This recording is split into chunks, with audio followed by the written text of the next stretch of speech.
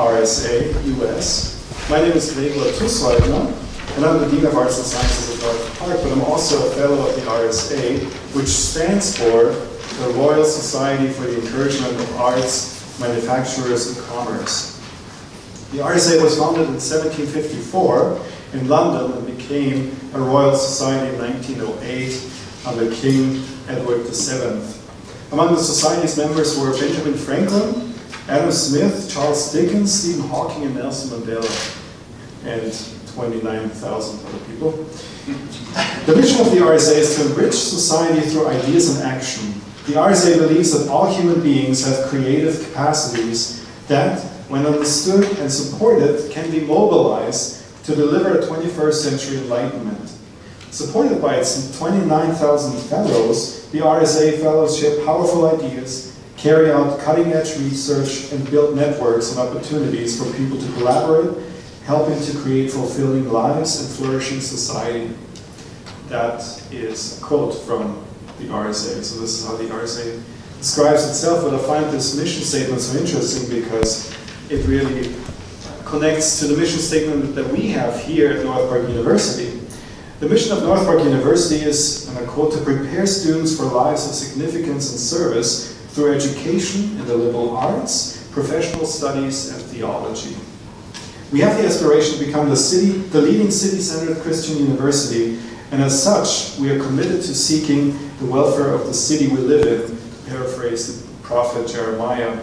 The topic of inclusive growth in Chicago, or in the Chicago region, is an important one for North Park University.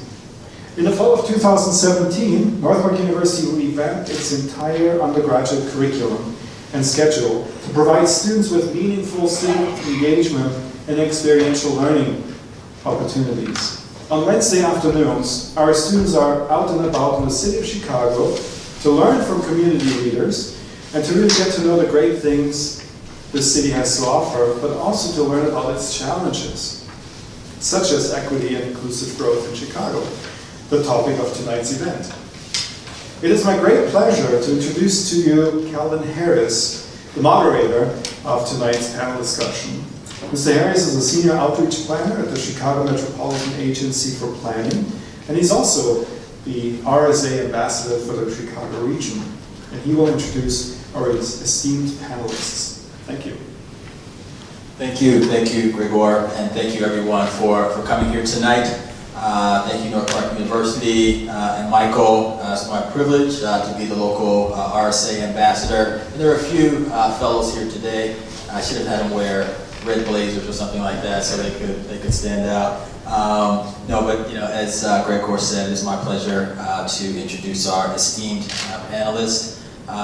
First of all, Dr. Michael Emerson is the Provost of North Park University.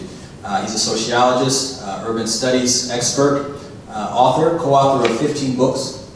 The most recent, Market Cities, People Cities, The Shape of Our Future, examines transportation, the environment, inequality across markets and people in multiple global cities. Dr. Tiffany McDowell is a community psychologist and thought leader committed to identifying and eliminating systems that push people to the margins of society. Tiffany served as director of the Equity Institute at the YWCA Evanston North Shore and is co-founder of the Chicago Equity Land Network. Finally, Dr. John Joe Schlichtman is an urban sociologist who's motivated by the potential of equitable, just, and productive community development. His research has focused on understanding the dynamics of macro-level processes such as globalization and gentrification. His recent book, Gentrifier, all caps, co-written with Jason Patch and Mark Lamont Hill, John works to develop a more nuanced and productive theorization of gentrification, and that's obviously a hot topic that we're going to get into in some detail today. To sort of frame the discussion and think about why we care about inclusive growth, why do we care about equity in this region. Fundamentally, Chicago is lagging our peers. We're falling behind places like Boston, Los Angeles, Washington, D.C. In both job growth and gross domestic product. A main tenet of the recent mayoral election in Chicago is that people were frustrated with the success of booming downtown. But if you scratch the surface and look at the neighborhoods, they're struggling and need attention. PolicyLink, their National Equity Atlas, recently did a study that showed that the Chicago's gross regional product would have been 20% higher if there were no inequality. Similarly, the Metropolitan Planning Council released a study called The Cost of Segregation, showing that our region would have produced $4.4 billion more if there were no segregation in Chicago. We know that segregation is connected to so many different issues. We know that life expectancy depends on the zip code that you live in. If you travel west on the Green Line, for example, on the CTA, mortality rates increase with each stop. Now, this is a smart panel. They're going to help us solve all these problems in the next hour, or at least help us start the discussion. So I'm going to ask Michael to start us off and sort of set us up with a framework and start to discuss how we got here, how we got so unequal, and essentially how we got to this tale of what I used to think was 2 cities. You've got 3 cities up there, so help us unpack that. Yeah, absolutely. First of all, again, want to extend a welcome. Thank you for being here. We are small but mighty. We're going to have a good time. This means we can have actual discussion and engage in ideas. I'm just going to take about 10 minutes to help, again, frame it with some graphs that we have, get a sense that we're on the same page. And I will argue that we are 3 cities with 1 political entity. So let's see if you're convinced. Now, there are 3 different places to look, and it'd be real important that you can see these, so feel free to turn a chair and just stare at the one closest to you. So this is just to give you a sense of what we already know, but I want to make sure we have this in our head. This is mapping where racial groups live, and when they're a majority of one racial group, they get a color. Where you see the white, there is no majority racial group. We happen to be in one of those few, Albany Park right now. So you clearly the whites predominate on the north side, African Americans on the south side.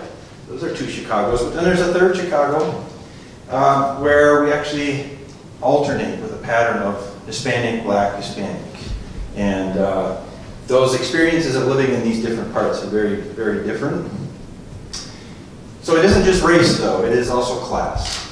And one of the hot ways that urban sociologists and urbanists of all sorts think about class now is what's called the creative class, and then the service class. And really, when we map Chicago, the creative class lives just from the South Loop right on up the lakeshore. That's where they cluster. There are hot neighborhoods of Wrigleyville and Lincoln Park and all these kind of places. But what's really interesting is the red there.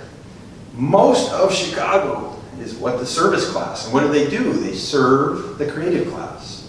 They do the Starbucks, they work in the Walgreens, they are in service professions, making the food and such. So they're very different experiences for people, and so much of the attention, as we'll see, goes to that very small slice of where the creative class lives. Now, let me put those 2 together. We have a GIS mapping expert on campus, and he didn't help me with this, and he would be appalled at this map, but just to show you, so where you see this red, this is where the creative class, the highly educated, highly paid folks who spend their time creating things, live. And they live in the white areas, so the white and creative class overlaps entirely, except for Hyde Park, which is the University of Chicago there, which is a mixed neighborhood. If we look at growth over the last 40 years or so, in terms of income, all of that growth in income has happened where the white folks live who are in the creative class, those neighborhoods. You just see it, just constantly everything favors those few neighborhoods. And then there's been decrease, substantial decrease in the rest of Chicago. These things often always go together. So on the left side, depending on how you're looking at it, I'm mapping where African Americans live, and on the right side, the highest unemployment rates. And if I give the exact same, you see they're almost perfectly correlated. So those things go hand in hand. Now there's a way to measure with one number how much inequality is in a city. You can compare cities. That's the beauty of having this one number. So let me just quickly, if you've never heard of it, the Gini coefficient. Okay, it ranges from 0 to 1, and it has a very interesting, easy, intuitive understanding. If you get a 1, that means that one person in your city has all the money. Nobody else has any. And of course, we never get that. And if you have a 0, it means every single person has exactly the same amount of money.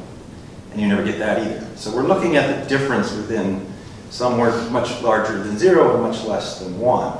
We're going to compare a couple of cities. You mentioned I wrote a book recently called Market Cities, People Cities. Houston and Chicago are what we call market cities. Portland and Copenhagen are people cities. And the hallmark of these is market cities are always characterized by high inequality.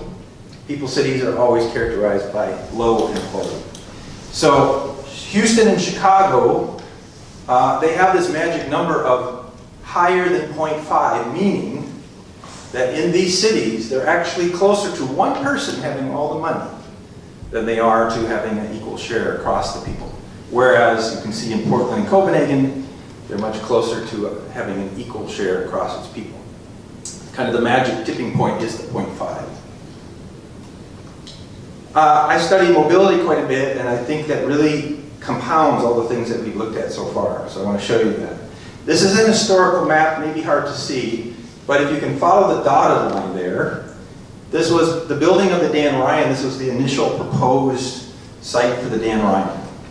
And where you see the purple, at that time, this is the 1950s, that was the African American neighborhoods at that time. Mayor Daley took what was the original proposed and redrew where he wanted the Dan Ryan to go.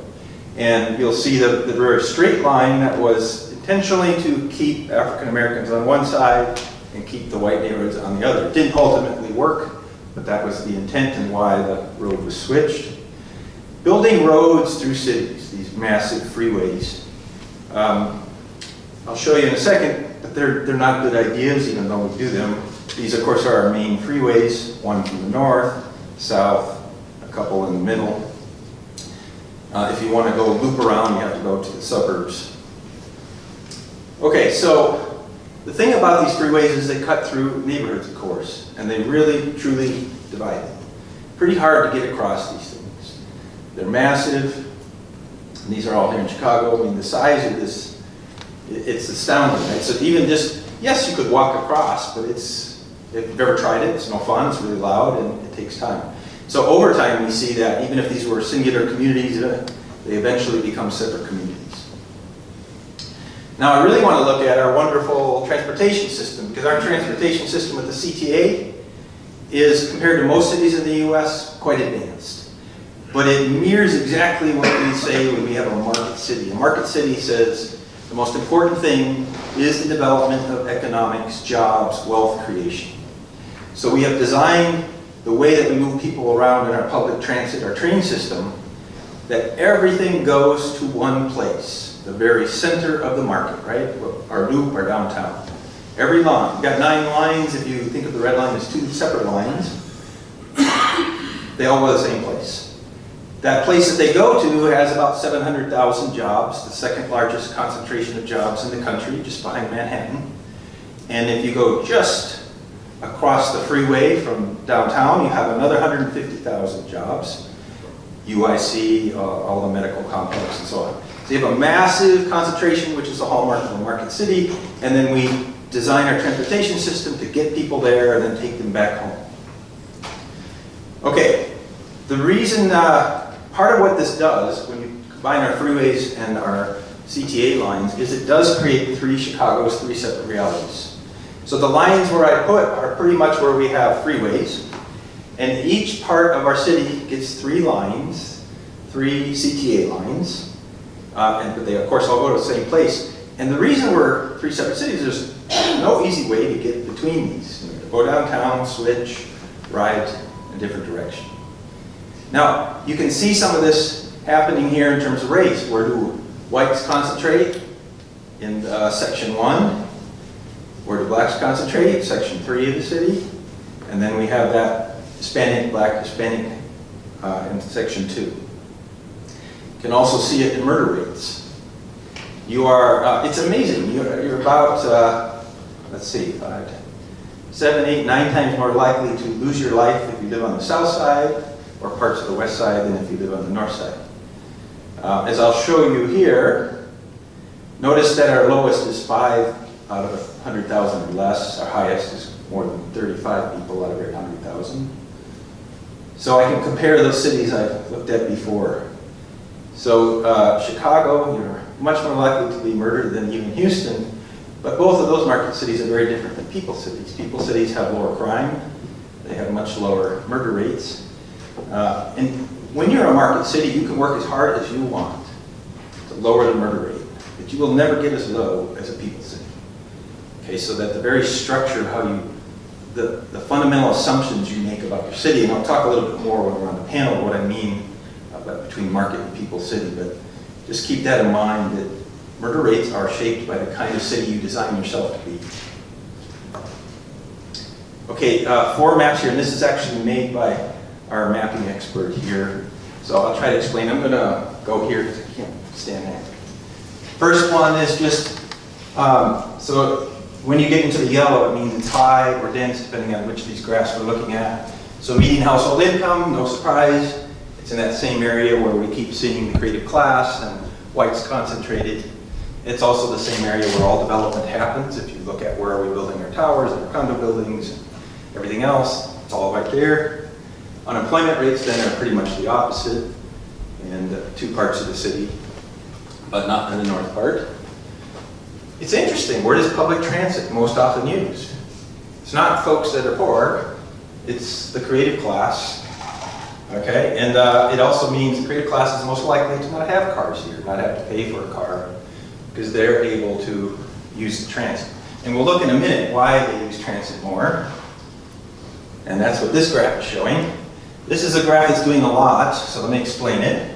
It's taking and analyzing and putting into one color, basically, the access that people have to transit, looking at how far they have to walk to get to a transit stop, and combining that into an index with their access to jobs. How many jobs are within a half mile of them? How many jobs within a mile of them getting on a train and so on.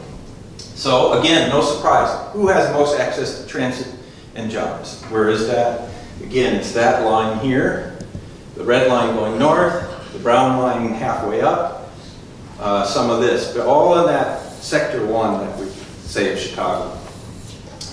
We're starting to go a little bit to the south, right, with the development of the South Loop, but that's just really the expansion of the loop itself.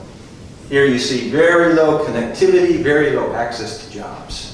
I met with the head of Transportation Center at UIC, and they've been studying this a lot, and they say all of these folks who are in the service sector are fighting to get jobs right here, because that's where the jobs are. But they have very low probability, because everybody's trying to be able to use this design to get to the center. So the competition for these service jobs are so low that a high percent will never get them. So they analyze what happens if you don't get the job here. And then the system completely breaks down. These folks spend hours on public transit or getting in a car trying to find service jobs elsewhere.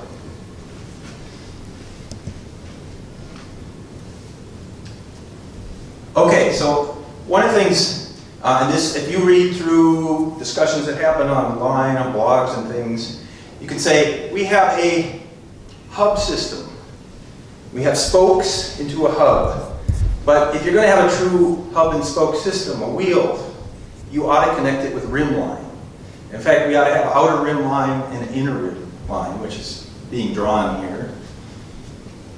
If you did this, this would be designing for the thought that people need to do things other than just get to a job. And also with the assumption that jobs may not just be in one place.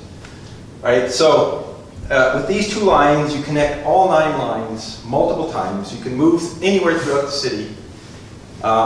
People that want business concentrated downtown wouldn't like this because it might mean less people come downtown. That is true. But what you mostly see online is people saying, it cannot be done, it would cost too much money. All right, here's why. Because we as a city, this is mapping how much money do we spend compared to others on our public transit. The red is how much in our existing network, and then the yellow is about capital funding for new stuff, for new investment. We don't look anything like the cities we like to think we're like, London, Paris, New York. I mean, the difference is like monumental, how much more they spend than we do. We look like places that really don't care about public transit. LA cares a little bit. I lived for 15 years in Houston. They do not care. Dallas, Miami, they have tiny little systems, and yet they're actually investing more money than we are in their transit. So it really is that we have decided somehow that we don't care to invest. That's why we say it's not affordable. And I'll just conclude with this, that Chicago is a quintessential market city, and what comes with that are these consequences of deep inequality, exclusion. All market cities have this, and that's exactly what market cities are designed to do. So I'm saying we can do better, and we must do better. I don't know if you saw today, for the, fourth, fifth year in a row, we lost population. It's insane. And of course, we're losing population in Sector 2 and Sector 3. Sector 1 keeps growing, where all the wealth is. So it truly is, in my mind, 3 different cities. Thanks. Thank you, Michael, for that framework. Wow, really unpacked a lot, and I think a great kickstart to our discussion. We'll definitely talk about population loss and a number of these dynamics. I'd like to first get our nomenclature right. You know, how do we actually define this conversation? We talk a lot about buzzwords. We hear equity a lot. You know, everything needs to be more equitable. Everything needs to be more inclusive. But what do these terms actually mean? We talk about inclusive growth. It's almost an economic term. You know, saying that we grow as a region. We are all stronger if more people are included in our economy. If everyone has more jobs, that increases our tax base, higher economic growth, higher gross regional product. But what do these actually mean?